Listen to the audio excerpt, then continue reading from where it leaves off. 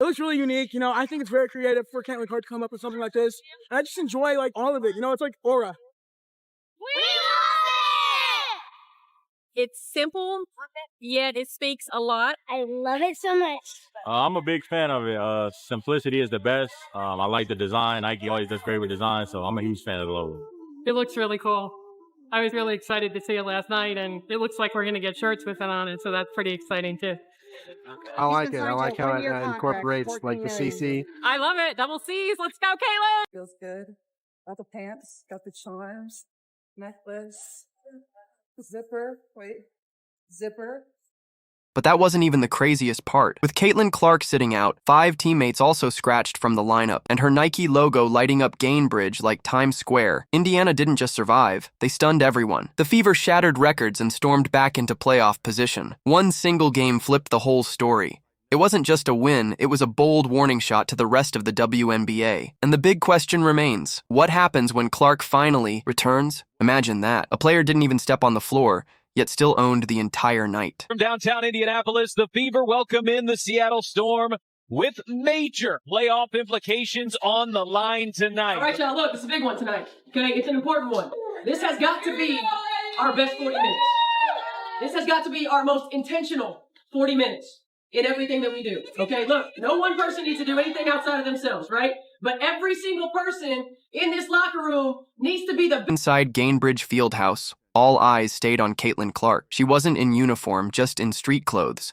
But Nike chose this night to launch her new logo. The double CC lit up scoreboards, outside displays, and free shirts handed to fans. Within minutes, thousands wore them, turning the arena into a sea of Clark supporters. It felt less like a game and more like a Caitlin Clark takeover. Every banner, every roar of the crowd proved it. Even sidelined for her 16th straight game, she owned the night. Gainbridge became Caitlin Clark Arena. One that's been most affected by all of our injuries. All of the point guards that know how to get her the ball and how they get it to her. And it's not just getting her the ball, it's where you get it to her. Getting it to her on time, on target, thinking one pass ahead, all that matters. And I thought today, her aggressiveness with the ball in her hands to the rim, getting into defenders, playing low to high instead of high to low. When she plays like that, there's nobody that can stop her. And, she set the tone for us, really on both ends. She had the NECA assignment as well and set the tone for us on both ends. And, Indiana wasn't just missing Caitlin Clark. Sophie Cunningham, Chloe Beebe, Sydney Colson, and Ari McDonald were sidelined too. 5 Fever players gone with playoffs on the line. Off the court, it was a Clark festival. On the floor, it was survival mode. Tape, grit, and must-win urgency. It's special. There's very few people who get the opportunity to say that they have a logo and to make the impact that she makes, not just, I think, in the sport, but globally, just by being who she is. She's a connector. She brings people together.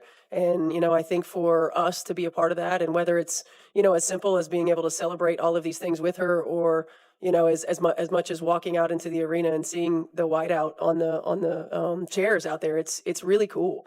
And it's really special and shoot, I'm talking about it right now and just feeling the intense gratitude for me personally, being in women's basketball, to be able to be a part of this moment. While Caitlin Clark's double CC logo lit up Gainbridge, it was Indiana who lit up the scoreboard. The Fever dropped 20-plus points in every quarter and never trailed once. By the buzzer, it was 95-75, pushing them from 8th to 6th place. The star of the night, Lexi Hull. After a scary collision with Gabby Williams, she fought through pain, came back, and kept hustling, grabbing rebounds, diving for loose balls, and pestering on defense. Fans came for Clark's brand, but they left buzzing about a team that turned celebration night into a statement win. And Gabby Williams were slow to get up after a collision underneath the basket. Here's what happened.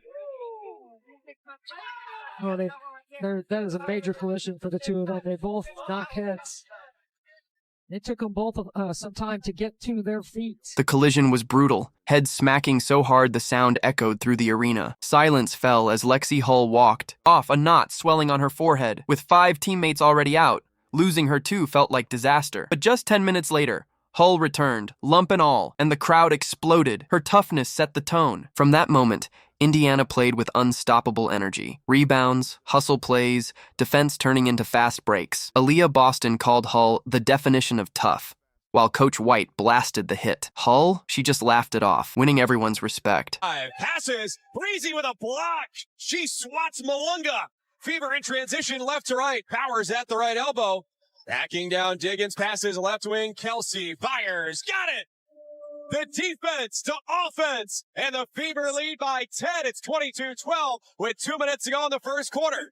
Indiana's win over Seattle was pure domination. Lexi Hull grabbed 9 rebounds, Aaliyah Boston bullied the paint for 27 points, and Aerial Powers added muscle inside. Outside, Kelsey Mitchell sliced through defenders with 21 points, while Odyssey Sims drilled a circus 35-footer. Together, they turned the Fever into a machine that crushed Seattle 95-75. Along the way, Indiana shattered 6 franchise records, including Mitchell passing Caitlin Clark's single-season scoring mark. Fans roared as history unfolded. This wasn't just a victory. It was a statement that Boston, Mitchell, and Clark could soon form one of the WNBA's deadliest trios.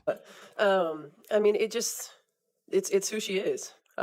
She's just a tough young woman who battles every possession, and you can never tell if Lexi does, if she's hurt, if she's injured, if she goes down, if she gets back up. She just always has the same expression, and she just plays her butt off. And I'm thankful that it wasn't worse, and thankful that she was able to come back. But she really kind of epitomizes the toughness and the grit.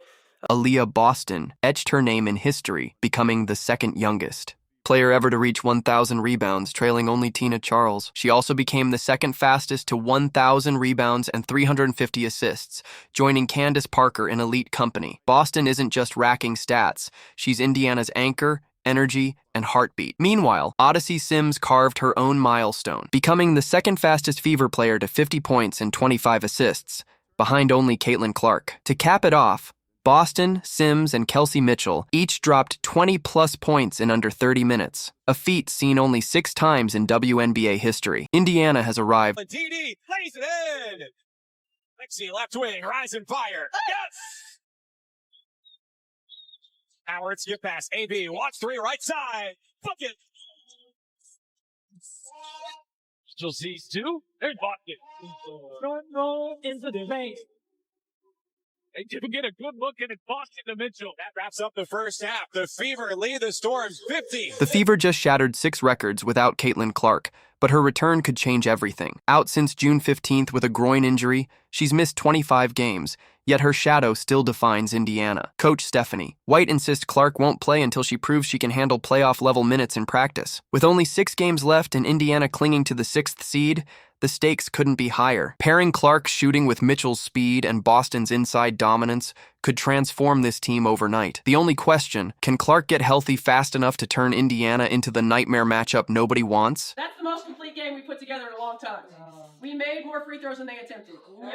Hey, that is a difference maker for us, and that will be a difference maker for us.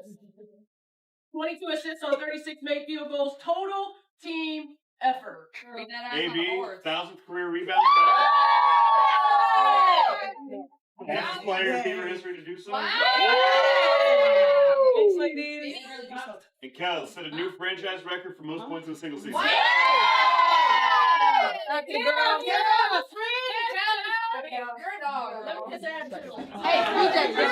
Fever just proved they're no longer rebuilding. They're already a problem. 6 records shattered, 3 players over 20 points, and it all happened without Caitlin Clark. That's the terrifying part. This was only a preview. Once Clark's limitless range returns alongside Boston's dominance, Mitchell's scoring, Sims' playmaking, and Hull's grit, Indiana transforms from hopeful contender to full-on nightmare. Coach Stephanie White says Clark won't play until she proves she can handle contact and endurance, but the blueprint is already there. This wasn't just a win, it was history in motion. The dynasty whispers have already started.